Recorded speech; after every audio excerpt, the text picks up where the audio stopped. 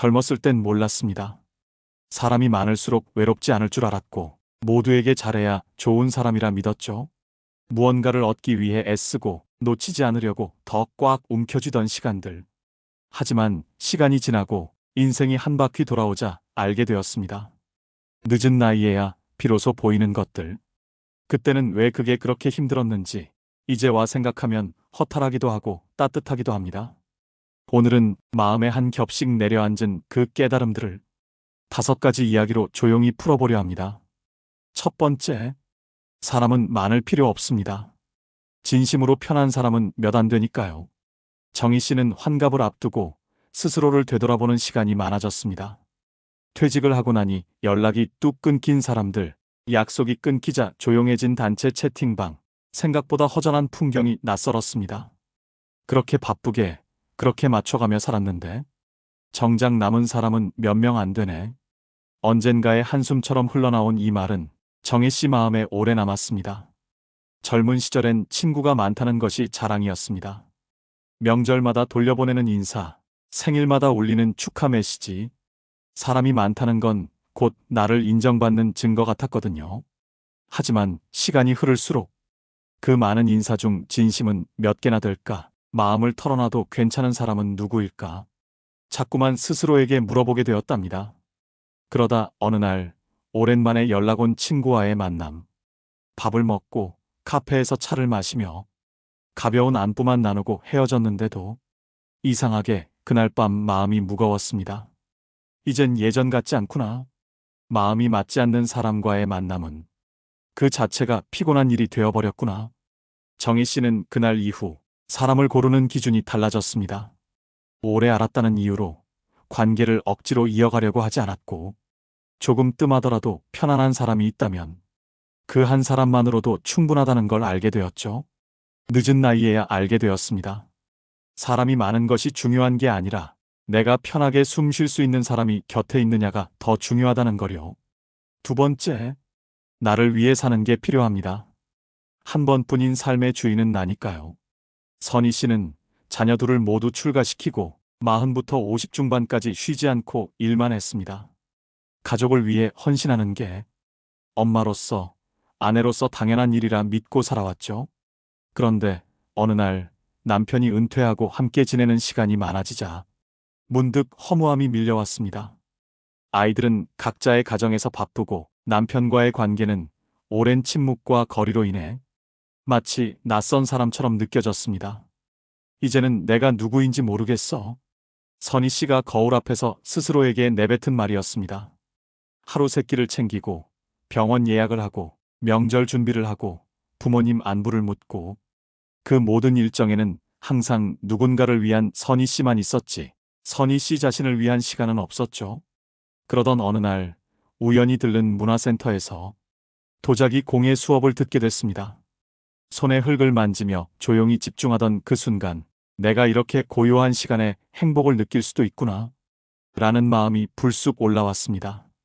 그날 이후로 선희 씨는 주 1회 수업을 자신과의 약속처럼 지키기 시작했어요. 처음엔 가족이 불편해했고 그 시간에 밥 좀 해주면 안 돼? 라는 말도 들었지만 이제는 그 시간만큼은 가족이 먼저 양보해주는 분위기가 됐습니다. 나를 위해 사는 연습은 처음엔 낯설고 미안하기도 합니다. 하지만 그 시간을 통해 조금씩 진짜 내 삶을 되찾게 됩니다. 선희 씨는 말합니다. 이제라도 나를 챙기고 나를 기쁘게 해주는 일이 결코 이기적인 게 아니라는 걸 알게 됐어요. 우리는 너무 오랫동안 남을 먼저 챙기고 나를 맨 마지막에 놓아두며 살았습니다. 그러나 인생은 단 한 번뿐입니다. 그 삶의 주인은 결국 나 자신이 되어야 한다는 걸 늦은 나이에야 비로소 깊이 알게 됩니다. 세 번째, 말은 줄고 마음은 깊어집니다. 왜냐하면 진심은 조용하니까요. 영자 씨는 젊은 시절 사람들에게 말 잘하는 사람으로 통했습니다. 어디를 가든 분위기를 띄우고 말로 누군가를 위로하고 모임의 중심이 되는 일이 익숙했죠. 그런 자신이 자랑스럽기도 했고 사람들과의 관계에서 늘 잘하고 있다고 믿었습니다. 하지만 나이가 들면서 점점 달라졌습니다. 예전처럼 나서고 싶지 않았고 말을 많이 하고 나면 오히려 피곤함이 밀려왔습니다. 때론 상대의 말에 공감하면서도 굳이 내 생각을 덧붙이지 않고 조용히 고개만 끄덕이게 되었죠. 그걸 본 누군가는 말했습니다. 요즘 왜 이렇게 조용하세요? 예전엔 안 그랬잖아요. 그 말을 듣고 영자 씨는 스스로를 돌아보았습니다. 정말 내가 변한 걸까? 혹시 무기력해진 건 아닐까? 하지만 시간이 지나면서 깨달았습니다. 말이 줄어든 건 마음이 작아진 게 아니라 더 이상 말로 증명하지 않아도 되는 여유가 생긴 거라는 걸요. 어떤 날은 친구가 한참 동안 속 얘기를 털어놓을 때 영자 씨는 아무 말 없이 손만 꼭 잡아주었습니다. 그 친구는 며칠 뒤 이렇게 말했죠. 그날 아무 말 안 했는데 그게 오히려 제일 위로됐어. 진심은 꼭 말로 전달되지 않아도 됩니다. 때론 눈빛 하나, 조용한 동행 하나로도 그 마음이 충분히 전해질 수 있습니다. 젊었을 땐 말을 통해 나를 드러내고 말로써 인정받고 싶었던 시간이 있었다면 이제는 말보다 느낌과 기운으로 연결되는 관계가 더 편안하게 다가옵니다. 말은 줄고 마음은 깊어졌습니다. 그건 늙어서 무뎌진 것이 아니라 오히려 진짜 중요한 말이 무엇인지 알게 되었기 때문입니다. 조용한 사람이 된 게 아니라 이제는 조용한 진심이 더 소중하다는 걸 알게 된 것입니다. 네 번째, 다 가지려 안 해도 괜찮습니다. 왜냐하면 놓아야 비로소 편하니까요. 춘자 씨는 평생을 이 정도는 가져야 한다는 기준에 맞춰 살았습니다. 남들보다 뒤처지지 않으려고 노력했고 아이들 교육, 집 마련, 가족의 체면까지 늘 무언가를 채우기 위해 애썼죠. 그러다 보니 자기도 모르게 늘 긴장 상태였고 작은 일에도 조바심이 생겼습니다. 남편은 은퇴했고 아이들도 각자의 삶을 살아가는데도 마음은 늘 허전하고 어딘가 불안했습니다. 이제 다 가졌는데 왜 이렇게 공허하지? 그런 마음을 처음 자각한 건 우연히 오래된 앨범을 정리하던 날이었습니다. 가득 찬 책장 사이에서 먼지가 쌓인 여행 책자를 꺼내보며 문득 이렇게 중얼거렸죠. 언제 이렇게 바쁘게만 살았을까? 왜 이렇게 많은 걸 가지려고 애썼을까? 그때부터였어요. 춘자 씨는 조금씩 비우는 연습을 시작했습니다. 집안의 물건을 하나씩 정리하고 마음속 기준들도 조금씩 내려놓았죠. 전화 한 통 없는 가족을 억지로 붙잡지 않았고 오래된 관계지만 불편한 사람과의 인연도 그저 조용히 흘러가도록 두었습니다. 처음엔 불안했습니다. 무언가를 잃는 기분이 들었고 혼자 남겨지는 것 같았죠. 하지만 이상하게도 시간이 갈수록 마음이 더 가벼워졌습니다. 무엇을 더 채워야 할까?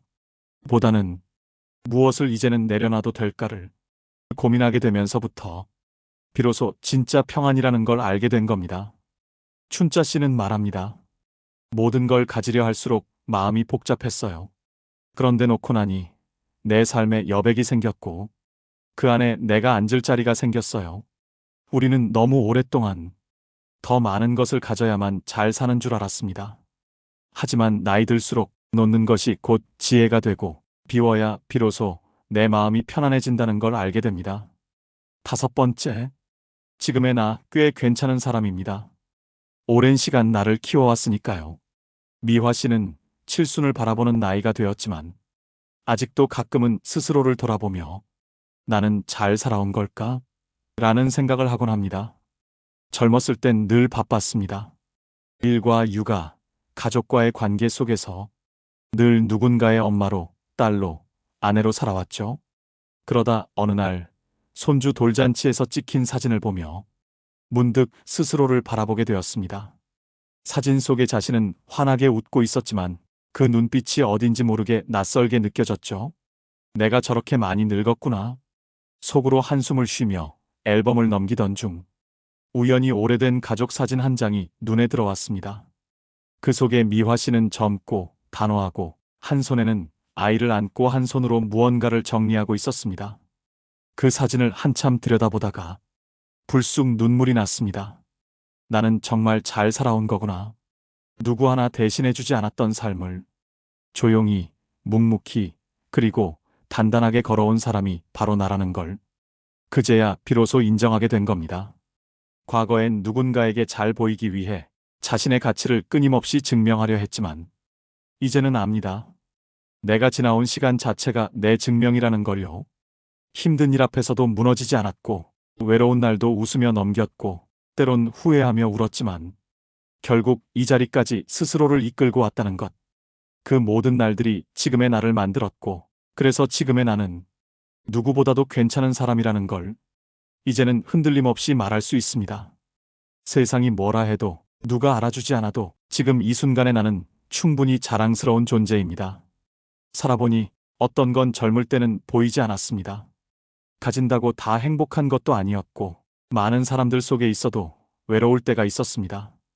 우리는 이제야 비로소 비워야 편안해진다는 걸 알고 말보다 마음이 먼저 닿는 관계가 소중하다는 걸 압니다. 그리고 무엇보다 이제는 스스로에게 말해줄 수 있어야 합니다. 지금의 나 꽤 괜찮다고요. 오랜 시간 스스로를 키워온 당신이 결코 작지 않다는 걸요. 늦게 알았다고 해도 괜찮습니다.